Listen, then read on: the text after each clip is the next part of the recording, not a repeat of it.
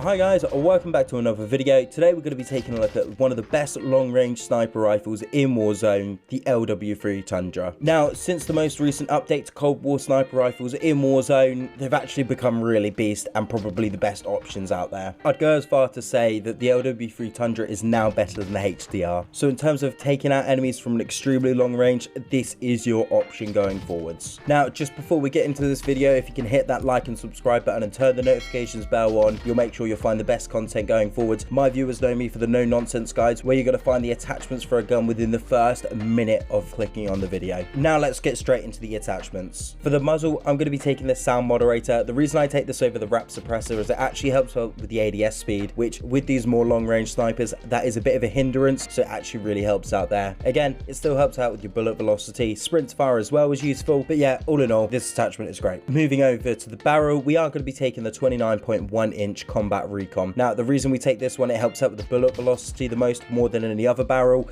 and again, it does hinder your aiming stability a little bit, but we'll make up for that a little bit later on. Now, moving over to the laser, we are going to be taking the SWAT 5MW laser sight. This really assists with your aim down sight speed. It really helps it out there, does hinder aim walking movement speed, and the laser is visible to enemies, but ultimately we're really focusing on just getting the ADS speed improved here, just to make the gun a little bit more versatile in those closer range engagements. Now, moving on to the underbarrel, I personally take the bruiser grip. This helps out your movement speed, but the main focus here is the aiming stability. Those longer range sniper engagements, you are going to be needing aiming stability to help you out there for when you can't hold your breath, or you've already held your breath, or something along those lines. So that's why we're going to be taking this one. I have seen people switch out the underbarrel for an optic, as the 3x zoom still doesn't give you any sniper glint on Cold War sniper rifles, but ultimately for these longer range engagements, I don't think a 3x zoom is zoomed in enough. And lastly, moving over to the rear grip, personally I take the airborne elastic wrap. Main reason I take this specific wrap is because it helps out with the flinch resistance, does hinder a couple of things like ADS firing move speed, and sprint fire. The first two are totally negligible on a sniper rifle, and the sprint fire, let's be honest, you're not running around sprinting and no scoping in Warzone, so I don't think that that's really going to affect things by the time you've aimed down sight. The sprint fire is pretty negligible, and ultimately it still does help out with the ADS speed, and also helps out with aiming stability to make sure that those longer range fights are much more manageable. Well guys, thanks for watching. Don't forget to hit that like and subscribe button, and I'll see you next time. Cheers, bye bye.